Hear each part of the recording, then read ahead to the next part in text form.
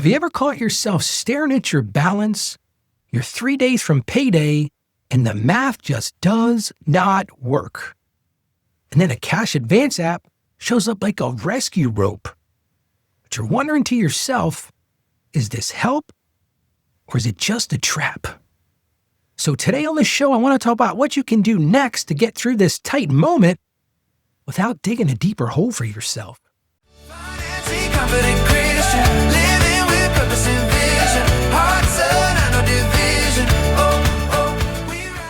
Well, let's get right to today's listener question. Ralph, I'm barely making it to payday each month. And now I'm thinking about using one of those cash advance apps. I know it sounds desperate, but I don't know what else to do at this point. My concern is this going to help me or just dig a deeper hole? What should I do?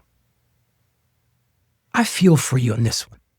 I'm going to tell you in a moment about how I fell victim to these as well. But you've got a great question, and I am so glad you asked. I'm so glad you've been vulnerable here because I feel like this is something that a lot of people face on a daily basis. Sounds like for you, it's every month. And in a lot of ways, a cash advance can feel like relief. It's an immediate, it solves an immediate problem. I can't disagree with that. It does solve an immediate problem. But it's that repayment squeeze which usually hurts us. Which means I want to share a story with you because I can lean into this one because this is something I've been in myself. I remember when I just graduated from college. And back then, back in the Stone Age, as they say, what they used to do then is they didn't have apps. We didn't have an iPhone or anything like that back in the 90s. But they used to do this thing where they would send out these checks. They would just send a check in the mail. I'm not sure where they got the information. At this point, I think it was sort of like they knew there was blood in the water, for lack of a better way of saying it. But they would send out these checks. And I'll never forget the first time I got them. When I had just bought a townhouse, I was about 23 years old. And things were tight. I mean, I was having a hard time making ends meet. I was getting paid bi-weekly. And it seemed like every paycheck was already spent before I even got it. I'll never forget, I went out and got the mail. And in the mail was a check. And I'm thinking, wow, this is cool. I got a check today. And I open up the thing and it's a check for $1,500. I'm thinking to myself, well, who would have sent me $1,500? And I'm looking at it. And of course, attached to it, they've got a nice letter. And, we know sometimes you're struggling with your finances. Well, so here's a check for $1,500. And all you've got to do is just sign the back of this check and put it right in your bank account. And of course, I can't say they didn't disclose the pertinent things. Oh, here's the interest rate. But honestly, I didn't think about any of those things because I saw $1,500 and I said, that solves an immediate need. I'm always feeling like I'm behind.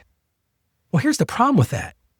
That first check led to the second check because I'll never forget about 30 days later, here I am in that same spot again. Somehow my budget took in that $1,500, but it was still short again.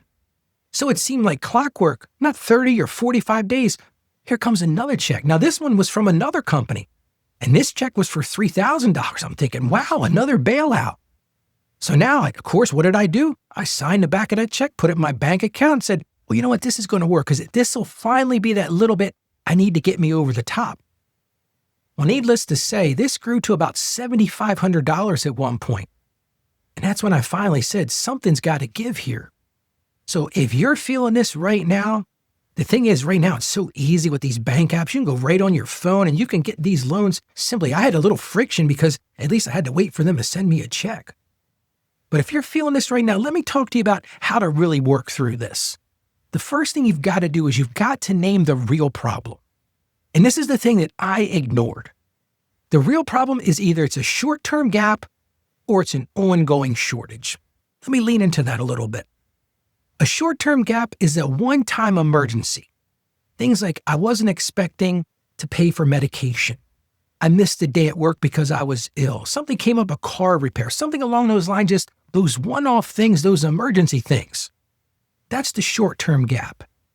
But that wasn't what I was dealing with. For me, it was an ongoing shortage. It was every paycheck. Every month I was going behind. And here's the problem. And I'm going to lay it down as clearly as I can lay it down.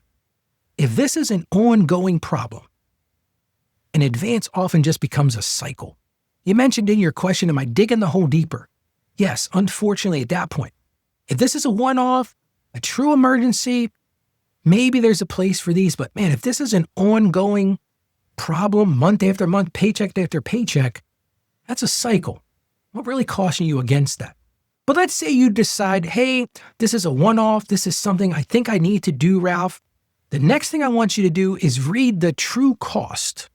I'm talking about the true cost of this before you even touch it. See, when I got that check piqued my curiosity. I saw the amount and I didn't really think about the true cost of this. But with these apps, it's even a little bit more sinister. There's fees, there's tips. A lot of times you have to subscribe to this app. A lot of times there's an instant transfer charge. A lot of these work like this. Like they might say, hey, we're going to give you an advance for $1,000, but guess what? You're only getting $800 because we're going to take our $200 fee right from the beginning. And then you've really got to lean into what are the repayment timing things. Is the repayment of this going to hit before your rent is due or before your groceries are due? A lot of these are short term. They're like what they call a payday advance. You might be getting that next paycheck and this money is going to be drafted from your account. You might find yourself right in that same place. You might trigger an overdraft on that advance. That's a huge red flag. So think about this, read the true cost, understand exactly what you're getting at. And if you use one of these, listen to me on this. Treat it like a temporary bridge with some real strong guardrails. Borrow the smallest amount that solves one urgent need. This isn't a time for a bailout. This isn't a time for a consolidation. There are other things that we may talk about in another episode. This is not the time to consolidate. Pick just one advance only. No stacking of these. That's what I was doing. I was stacking. Stack after one and the second one and the third one. And after a while, like I said, for me, it had grown to a number that became a term loan. It's another pro tip. Turn off those extras, those instant transfers, the subscriptions if you can. And here's another thing you should do. Put it right on your calendar. Delete that app after you repay that. You don't want to make this a recurring thing. This isn't going to be your go-to thing. There are some other options though. So I'm going to encourage you right now to do the better than in advance moves. These are some same-day options you can do. Let's say right now you're in this position right now. And what am I going to do, Ralph? Number one thing you can do, call the bill company. If you've got a bill you weren't expecting, something that you just can't pay right now, pick up the phone and call them. What I have learned is most of the time they want to work with you. There is no value in them becoming a collections for you. That's not what they want to do. Ask them to move the due date. Ask them if they have a hardship plan or they can put you on an extension. What you're going to find is most creditors have a workaround for this. And at the very minimum, pay only the minimum on one bill. Like say, for example, you're really working on paying off your credit cards and you've got a debt repayment plan and you're like, Ralph, I am knocking this out. But if something comes up, you may have to take a step back and say, you know what, for this time, I'm just going to pay the minimum. That's okay to do that sometimes because then you're covering everything. And if by chance you find yourself in a problem where you got a fee, call them up on the phone. Ask for a late fee reversal. Ask them to waive those reconnection fees or those overdraft forgiveness because what I have found is most banks, most creditors, most utility companies, if you call them, you tell them what's going on, they'll work with you. They don't want to see you out on the street. And I'll just say one more thing, because we've talked about groceries last week. If food is a pressure point for you, I understand what that feels like. I've never been in that situation, but if it is, reach out to some local food pantries and ask them if they can help you just one time to breathe, because sometimes that one little bridge can make it work better. And finally, I'm going to encourage you to do this. Build a simple payday shield so this stops repeating. And this is the thing that I didn't do. We talked about this on the show yesterday. Create that bills first transfer. Every payday, bills get set aside. Build that payday cushion with something as little as $10 per pay. Build it up to $100 because that one small buffer can break that panic loop. And that's what we're really leaning into today. It's that panic loop. So let me just encourage you right now. You're not desperate when you're in this situation. It's not about desperation. You're under pressure. And here's the best part of it. God sees you in that pressure. So here's your quick win, your single step for today. I want you to just list 2 bills due before payday this week. And right next to each one, write an action. Maybe things are tight. Write an action, I'm going to call them for an extension. It's okay to do that. Or write down, I'm going to pay the minimum. Because what I have found is one tiny plan takes away that fear in your chest, and you can start to breathe again. Well, let's look at the Bible today. Let's lean into Isaiah chapter 41, verse 10. It says this, "So do not fear, for I am with you. Do not be dismayed, for I am your God. I will strengthen you and help you. I will uphold you with my righteous right hand." What a reassuring verse today. And when money feels tight and money feels scary, God offers something bigger than money. He offers us his presence and his strength. He doesn't make us panic, and he certainly doesn't give us any shame. How about we pray together?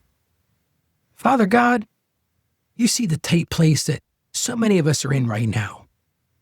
And you see that fear that rises when the balance is low and those bills are so close to being due.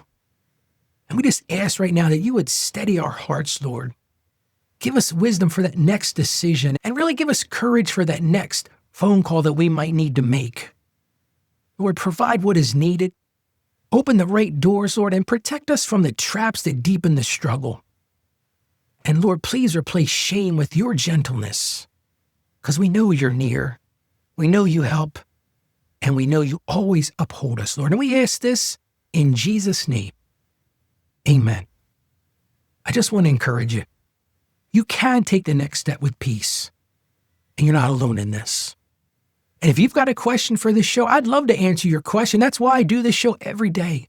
It's my passion to answer your questions that help you break that cycle of financial shame. If you've got such a question, go right to financiallyconfidentchristian.com/question.